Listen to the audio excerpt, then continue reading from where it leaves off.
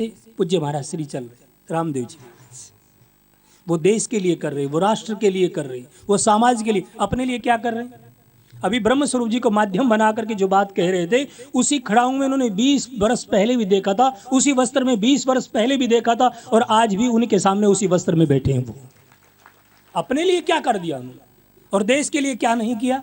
कौन जाना था भ्रष्टाचार क्या चीज है, कौन जानता था कि लूटमार क्या चीज है, कौन जानता था षड्यंत्र क्या चीज है, कौन जानता था काला धन क्या चीज है, कौन जानता था कि इतना धन ये दबा करके बैठे हैं। बताइए कौन जानता था। ये इसी महापुरुष की देन है जो घर घर क्या बच्चे बच्चे तक इस बात को पहुंचा दिया।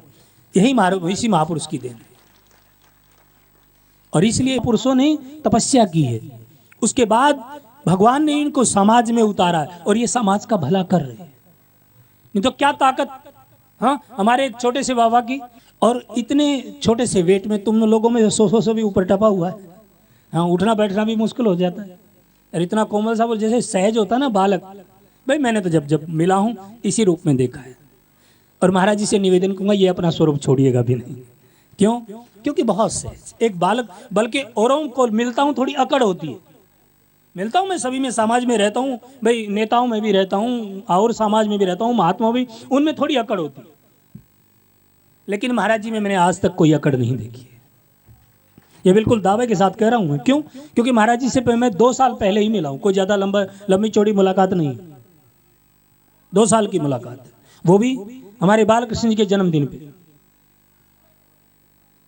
वही मेरा प्रवचन था पहली बार, बस उसी से मुलाकात हुई।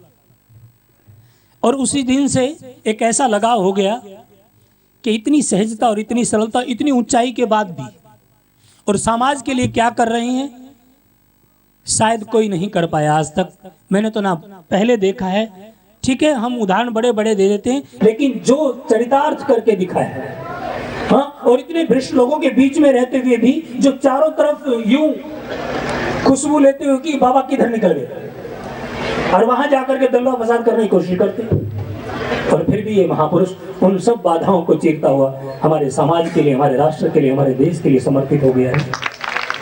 इसलिए हमारा भी कुछ धर्म बनता है, हम अपने स्वभाव को ठीक करें।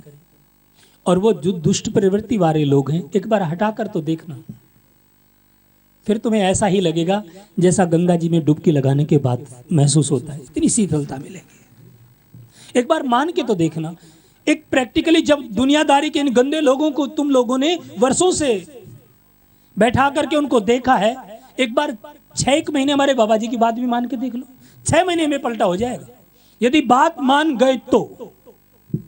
मैं दावे के साथ कहता हूं। क्यों? इनको पलटी आई और शुद्धता आई। इसलिए सज्जनों, ज्यादा कुछ